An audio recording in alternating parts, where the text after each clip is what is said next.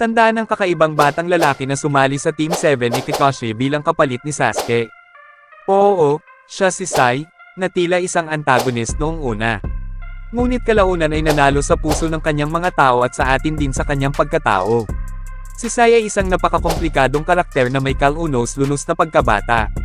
Ngunit muli, nagsimulang umikot ang kanyang buhay nang sumali siya sa Team Kakashi. Ito rin ang nagbigay sa kanya ng pagkakataong magkaroon ng mga bagong kaibigan na may malaking bahagi sa pagbabago ng kanyang pananaw sa buhay. At si Sai ay naging isa sa pinakamahusay at pinakamamahal na karakter sa Naruto.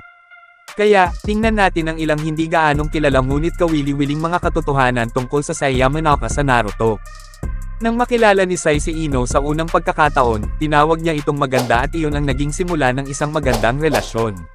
Sa una ay nakita si Sai na nahihirapan sa kanyang mga emosyon, ngunit kalaunan ay nagsimula siyang maunawaan ang pag-ibig kasama si Ino.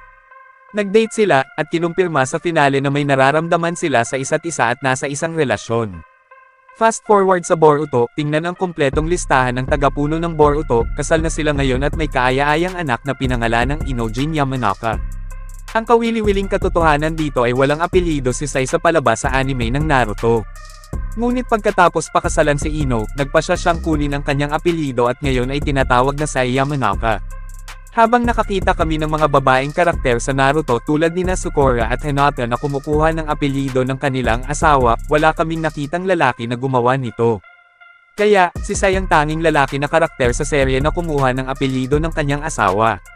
Mula sa murang edad, si Sai Yamanaka ay pinalaki bilang miyembro ng Root, isang sangay ng Anbo Training Division, at siya ay pinuri mismo ni Danzo. Si Danzo ay lubos na nagtiwala kay Sai at sa kanyang mga kapangyarihan, kaya't inatasan niya siya ng mga nangungunang misyon tulad ng pag-iisa ni Sasuke. Bilang resulta, kinilala ni Danzo na si Sai ang pinakamalakas na miyembro ng Root na ginawa sa kanyang henerasyon. Kahit na siya ay nasa hustong gulang, mas lumaki siya sa mga tuntunin ng kapangyarihan. Naging pinuno siya ng dibisyon ng Anbo dahil sa napakalaking talento na taglay niya. Nakita siyang nagtatrabaho ng direkta sa ilalim ng 7th Hokage, Naruto ng Uzumaki Clan, at tinutulungan siya sa malalaking desisyon. Kaya, patuloy pa rin si Sai na isa sa mga nangungunang may awtoridad na numero sa serye ng Naruto. Noong unang ipakilala si Sai sa palabas na ito, mas nakita siyang walang emosyon na tao.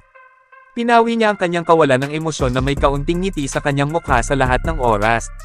Si Sai ay isang ulilang bata na kalaunan ay dinala sa Anbu's Root Division.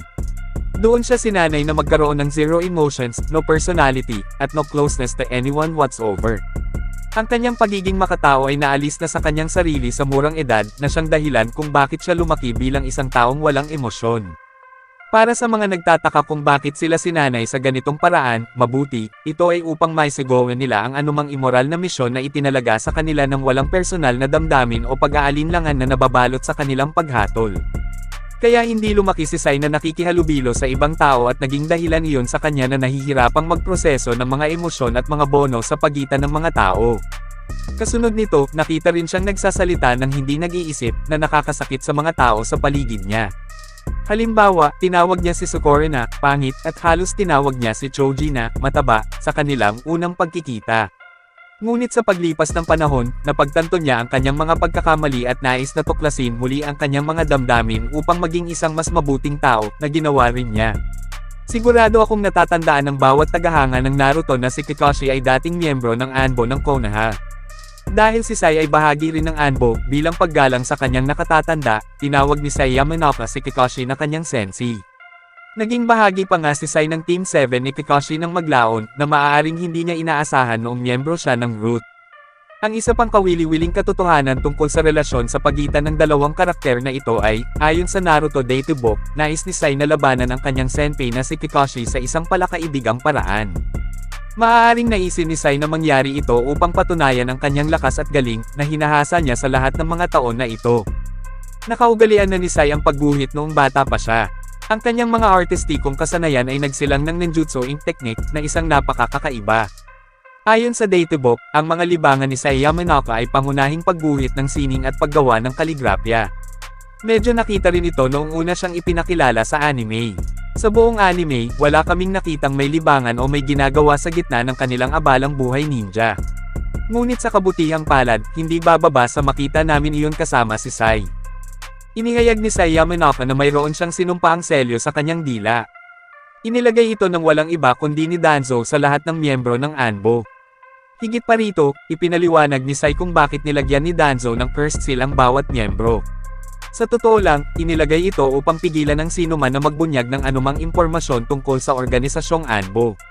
Dahil napakalupit ng dibisyong ito pagdating sa mga misyon, para maprotektahan nga ang nayon, gusto ni Danzo na panatilihing tikom ang bibig ng lahat gamit ang sinumpaang selyo na ito. Itinuturing na ang isinumpang selyo ni Sai ay pinakawalan pagkatapos ng pagkamatay ni Danzo Shimura. Ang organisasyong Anbo ay binuwag pagkatapos ng kanyang kamatayan. Dati, may adoptive brother si Sai na nagngangalang Shin na isa ring Anbo member.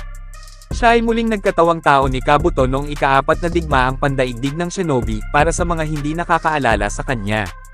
Unang natuklasan ni Shin ang artistikong kakayahan ni Sai habang siya ay nag-iisa at inalalayan siya na parang sarili niyang kapatid. Naging malapit sina Shin at Sai bilang kinahinatnan, at tinitingnan pa rin siya ni Sai bilang kanyang ampon na kapatid. Si Shin ay isang makabuluhang tao sa kanyang buhay at palaging tinitingala siya bilang isang nakatatandang kapatid. Sa kasamaang palad, pumanaw si Shin mula sa isang sakit nang napilitan silang labanan ang isa't isa bilang bahagi ng huling pagsasanay, na nagpapahintulot kay Sai na manalo. Inihayag ng datebook ng Naruto ang paboritong salita ng ating minamahal na Sai Yamanaka at nahayag ang pagkain. Kaya ayon sa datebook, ang paboritong salita ni Sai ay comrades nakama.